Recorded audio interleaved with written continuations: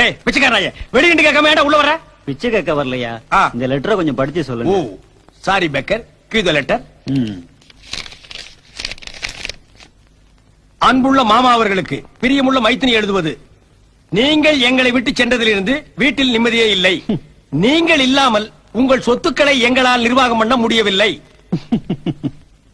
இந்த வருடம் நெல் விற்றதில் மொத்த லாபம் 2 லட்சத்தையும் தாண்டும் என்று நினைக்கிறேன். ஐயா, தேங்காய் குத்தகையில் ரூபாய் 50,000 வந்துள்ளது. ஐயா உட்காருங்க. வாழைக்காய் பணம் 1 லட்சம் வந்துள்ளது. ஐயா கால் தூக்கி மேல போட்டுங்க. நீங்கள் வந்துதான் பணத்தை பேங்கில் போட வேண்டும். நடந்ததை மறந்து உடனே வர வேண்டும். இப்படிக்கு வி மாணிக்கம், தாராபுரம். ஐயா, நான் ஏதாவது உங்களை தவறா பேசியிருந்தா என்ன மன்னிச்சிருங்க ஐயா. என்ன சார் இது? நீங்க கை கட்டிட்டு பிச்சை